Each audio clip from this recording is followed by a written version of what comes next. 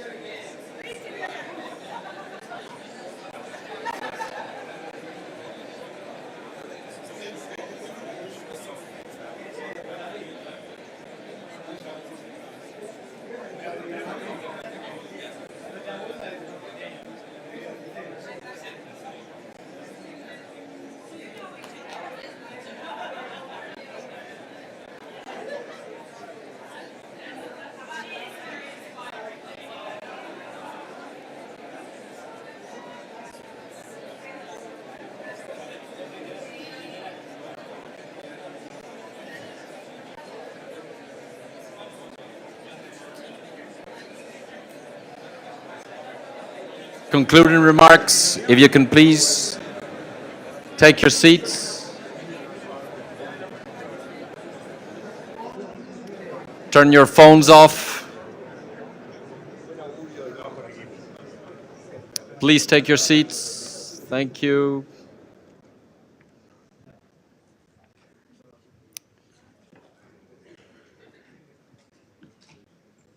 Good afternoon to all. I'm Felix Fernandez Shaw, Director at the Commission in DG INPA. The event is coming to an end, which means that there will be lunch afterwards. For those of you who haven't had the chance, it's a very Spanish time for lunch.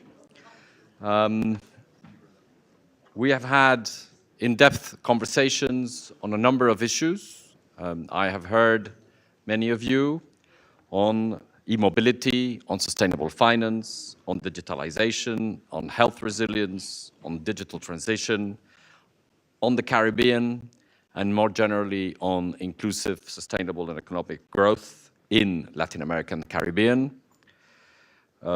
These are discussions that, of course, will be also taken to the summit, which is going to start immediately afterwards this afternoon.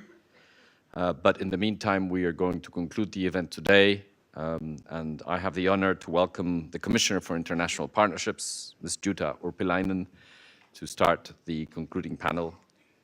Commissioner, you have the floor.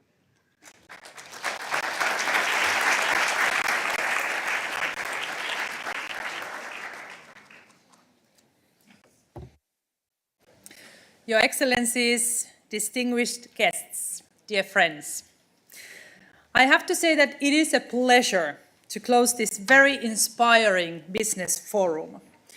Your presence here today reflects the commitment of countries of Latin America and the Caribbean and the European Union. Commitment to build on our long-standing partnership and to breathe new life into it, making it fit for the future. Think for a moment that after our regions last time came together for a summit in 2015, so much has changed. We face the pandemic and seek to recover from the socio-economic fallout of COVID-19. The Russia's war of aggression on Ukraine heightened geopolitical tensions. Climate and environment continues to pose us an existential challenge. So the only way forward is through partnerships. And that's why I have 3 messages to end our morning and this business forum. My first message is that public sector investment will not be enough to drive the progress the citizens of Latin America, Caribbean, and the EU need. It's not enough. And that's why we must bring the businesses and investors fully on board. During this business forum, we have focused on the role of the business and investment plays in driving our shared prosperity. And in the roundtables, many of you identified opportunities for growth. Others voiced concern over the challenges that prevent us from delivering results on the ground. But I have to say that also those concerns have been valuable. Every contribution which have been made in these roundtables have been valuable. My second message is that seizing the opportunities and tackling the challenges, this will be a key in the summit, which is actually going to start in 2 hours. The EU contributes to both through the Global Gateway Investment Strategy, which is our 360 degrees sustainable partnership offer. And this investment strategy comes with financial firepower. As announced by the President von der Leyen, Team Europe will contribute over 45 billion euros in support of our Latin America Caribbean partners until 2027. Global Gateway is about investing in key areas of energy, digital, transport, and climate. But it is also about investing in the broader enabling environment, including skill development, education, technology transfer, regulations, and standards. So, to put it simply, Global Gateway is about building resilience, strategic autonomy of our partners. As President von der Leyen said, a key deliverable of the summit will be the EU Latin America Caribbean Global Gateway investment agenda. Our regions share the ambition to promote fair, green, and digital transitions. The investment agenda will deliver on these priorities through transformative initiatives, very concrete investment projects. And actually, this will be my third and final point. We strengthen our joint efforts to fight climate change and biodiversity loss through collaboration on Team Europe initiatives, such as the green transition, the Amazon basin, and the 5 great forests of Mesoamerica.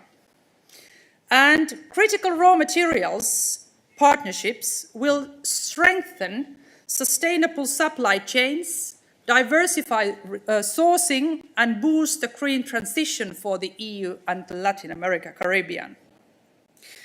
If we look at the digital part, on digital initiatives such as the EU-LAC Digital Alliance, which was launched in March in Bogota, will strengthen our standing in the changing global economy. Actually, many joint digital actions are already underway. These include the extension of the Bella Gable, the LAC Cybersecurity Center in Santo Domingo, and the 2 regional Copernicus centers for disaster risk reduction, climate change, land and marine monitoring.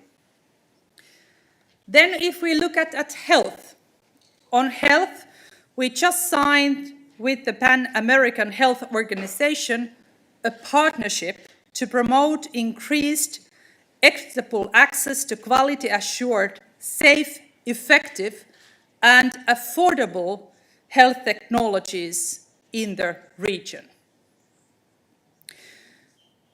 So, dear friends, I would say that Latin America and Caribbean and the European Union are natural partners. But we must become partners of choice. This vision lays the groundwork for a successful summit and beyond for years of mutually beneficial partnership. Private sector involvement is critical to our success, and I have to say that I very much look forward to ongoing collaboration. Today is only the beginning. Thank you very much for your contribution.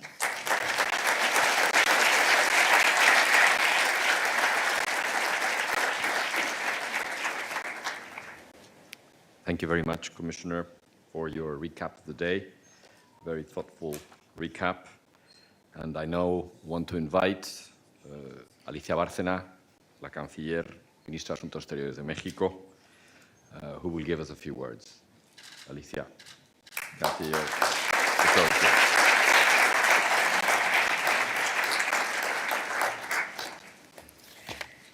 Well, good afternoon to all and everybody. I'm going to speak in Spanish, so please put your channel. Primero que nada, muy buena. Let me start by wishing you a very good afternoon. It's a great pleasure for me to be here in the European Commission together with friends on this occasion. Of course, Jutta Berlaymont, you're a great friend, a European Commissioner for International Relations. Thank you very much indeed, Jutta, for sharing this occasion with us. And then Werner Hoyer, President of the European Investment Bank. It's also a great pleasure to be here with other colleagues, with CAF, and great friends. You've worked closely together on everything we're doing here in Latin America, so thank you very much. As Ursula von der Leyen said this morning, the EU and Latin America and the Caribbean are partners by choice, because we have shared values, opportunities, and this morning we discussed some very important issues. For example, the energy transition and climate change, climate action, which is necessary to ensure the energy transition. We talked about economic integration, critical raw materials, and how the role they have to play in electromobility, the digital transition, and something which is very important for our region in Latin America and the Caribbean, that is investment in sustainable development. Now, there can be no doubt that these are necessary. We talked with the EIB and Utah and other bodies today and yesterday. We discussed how the European Commission could support our own institutions via guarantees, securities, issues which are absolutely crucial for us, because we've seen that this access is available elsewhere, but we need it for the CAF, and this would make our work achieving funding a lot more feasible, especially for the private sector. Something else which brings us together is common goals. In Latin America and the Caribbean, we learnt the hard way that the pandemic showed us what the world could be like. That is the dependence that we had for vaccines and medication, infrastructure. It showed just how dependent we are on others. We need to we need health sovereignty, and we talked about this with Jutta, with von der Leyen when she visited our region. We need to ensure we have the facilities to produce medicines and vaccines based on the experience which EU has in regulation. Now, you have your own platforms.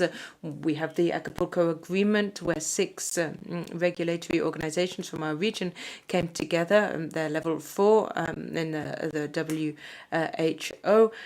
But there are countries like Costa Rica, the Dominican Republic, who produce a great deal in order to achieve health sovereignty. And then electromobility, critical raw materials. They are key moving forward to achieve what we have achieved to a certain extent.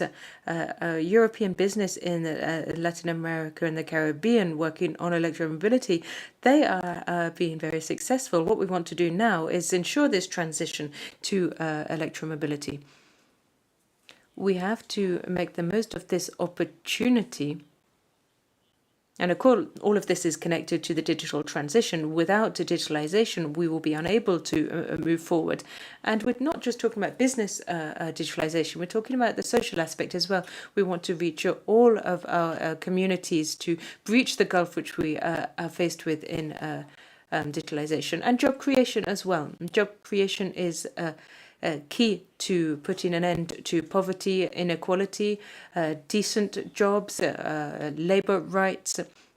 And how can we achieve this in a sustainable way, an environmentally friendlier way? And we need technology transfer from Europe too. I think this is extremely important for us. Talking to Jutta, we discussed what was happening with the 2030 agenda. We're far from achieving the goals. Anna Westmouth, we talked about gender equality. This was one of the main issues we have to work on, and we won't be able to achieve our goals here if we don't bring together our governments, the private sector, and society on both sides. This pact, the goals we have set ourselves to really ensure this development paradigm shift, because we've seen that the current paradigm just simply isn't sustainable. We need to seek out new paths, new ways to ensure development. Growth in trade between Latin America and the Caribbean and Europe was up 65% in recent year in 2022. We're talking about considerable amounts of growth. Nevertheless, the trade relations between our two regions, it may well have doubled between 2001 and 2020, but our trade relations with China increased 20 times in the same period, 20-fold. So I believe that this is an opportunity for us to bring Latin America, the Caribbean, and Europe together again, to bring us closer. We haven't met for 8 years. And I think we can work more closely together. We can complement each other in this ever more complicated world.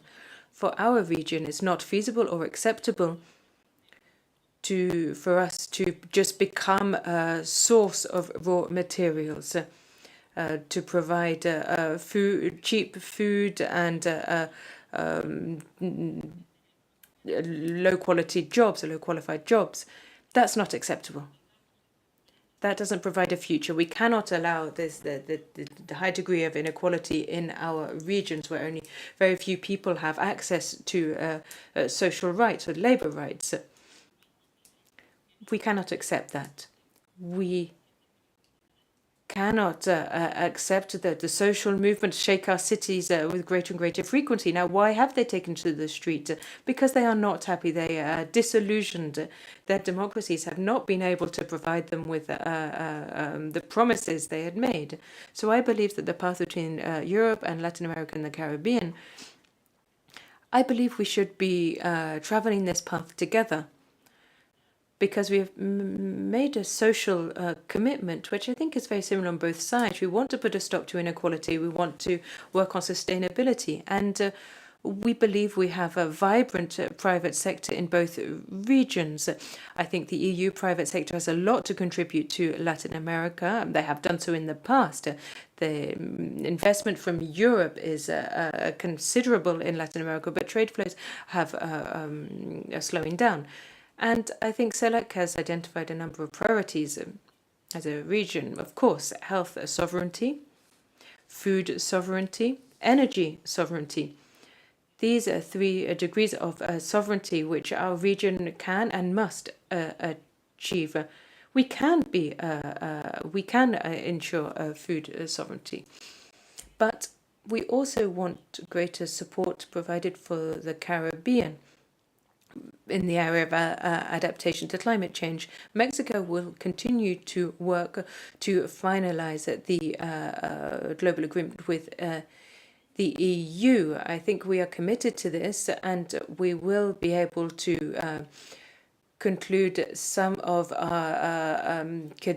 plans we already have in place, such as the Plan Sonora, the Transismic corridor, which will connect to the Pacific to the Atlantic via a network of important industrial parks, the progress made in electromobility as well. There are a number of EU businesses present in our region already and working hard. And then production chains. The Secretary of CEPAL is here, working hard on how we can increase productivity. And then we're working hard on this in CEPAL and Chimoli as well. We want to make structural changes in order to ensure the paradigm shift we all need.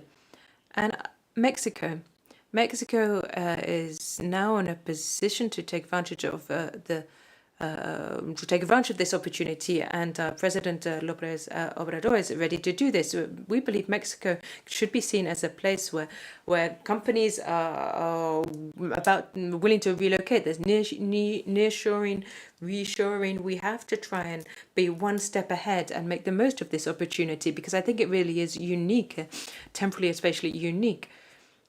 So today, we are fully committed to ensuring that the relationship between Latin America and the Caribbean and the EU, against a backdrop of a constantly changing backdrop with complicated geopolitical issues at stake, we believe we can bring together the financing, the cooperation, an open mind, and cooperation between the private and social sectors. I believe we can reach substantial political agreement. So, my dear friends, you can count on Mexico. You can count on Mexico as a partner, a member of the CELAC, as part of the partnership between Latin America and the Caribbean and Europe, because as Maurice Matelin said, a playwright, Belgian playwright, all lives are great lives when they're looked at up close. Thank you.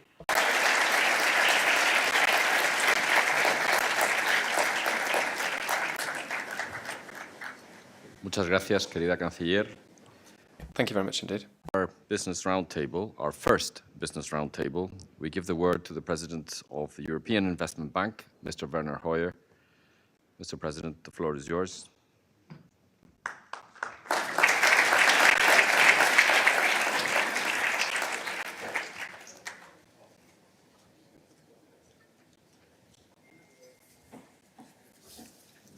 Excellencies, ladies and gentlemen, colleagues and friends, thank you very much for the invitation to this fascinating event.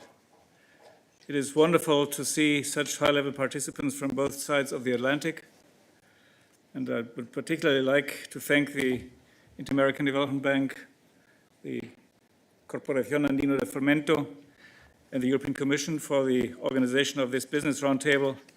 An excellent platform to promote eye-level partnership across the two regions. And I must say, after practically these 2 days, or 2 half days, the best thing is you learn a lot by listening and taking in inspiring words like the ones we have just heard from the Minister from Mexico. Thank you very much again for this fascinating presentation. Latin America, the Caribbean, and Europe are linked in a unique way, culturally, economically, and politically. We face the same challenges, from climate change, economic inequality, to threats to multilateralism, and we share the values that we can leverage to overcome all of this: individual freedom, the rule of law, and human rights. The European Union is the largest investor in Latin America and the Caribbean, and the region's second largest trading partner. But we need to do more in order to preserve that. Beyond the metrics, this means that the economic development of one region has a direct impact on the prosperity of the other. In the coming years, these economic relations will continue to gain momentum. Yes, we will, if we want to, be able to experience a real boom. And one key reason for this is the fight against climate change. Time is pressing, and we are learning through the change that is already taking place that there is no other way than to decarbonize as soon as possible through innovative, efficient technology. It's not a recipe for a way back, it's a recipe for a way forward with innovation and new ideas. And this thus preserve ecosystems and livelihoods. More and more companies from both regions are beginning to see climate change not just as a threat, but as an opportunity. I tend to stay away from doomsday scenarios and rather encourage to adopt a can-do approach. And I think that in Europe we can learn quite a lot from what is happening in Latin America. Latin America has one of the cleanest energy balances anywhere in the world, with almost half of the electricity coming from green sources, thanks to its gigantic potential for renewables. And this potential extends well beyond the energy sector, for instance, with regard to natural assets and raw materials. I believe there is a very strong basis to further develop our links, to join forces for common goals, to develop eye-level cooperation, and to multiply investment where this is most needed. I will come back to that in a second. As the EU bank, globally, the European Investment Bank is an investment bridge between the two regions and is a key component of the EU's value proposition, in particular through the Global Gateway Initiative. Our specialized arm, EIB Global, which is very close to my heart after decades in foreign relations and development policy and security policy, everything, but this is now the next big step we are making, EIB Global. It's an instrument for the European Union to promote partnerships worldwide, not just with the sophisticated and emerging markets, but also with vulnerable countries. As EIB, we are fully supportive of the updated Bridgetown initiative, led by Prime Minister Mia Mottley of Barbados. We are already implementing several of the policies it advocates, like including clauses in our financing contracts that allow for a suspension of payments when climate disaster strikes, and longer loan tenors coupled with concessional financing. I'm convinced that public banks like EIB or our fellow Latin American IFIs have a unique role and responsibility to play in reaching the SDGs. But for that, we need to put our money where our mouth is. At the EIB, we are committed to doing so. We have already signed 16 Global Gateway Initiative contracts in the region, totaling 1.9 billion euros.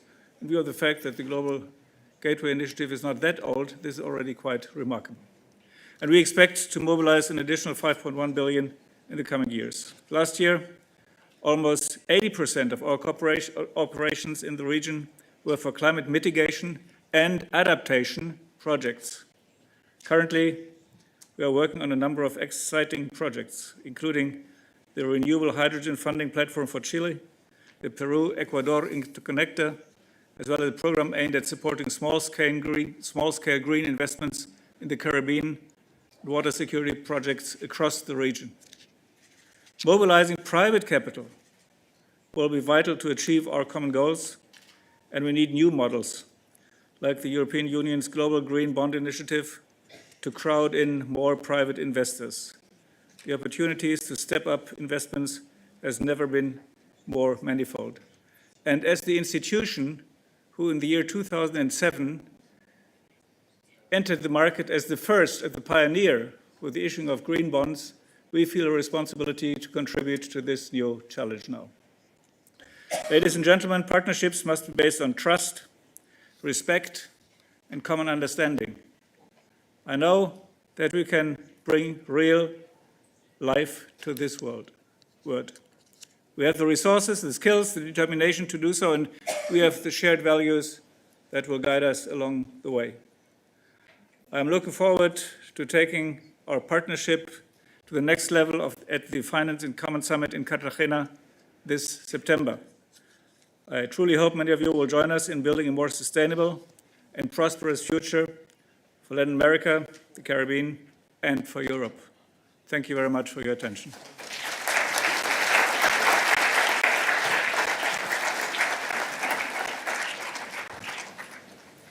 Thank you very much, President. Thanks to all for your remarks, and thank you all for your presence here today. And now you can go for the lunch. It's about time. Thank you.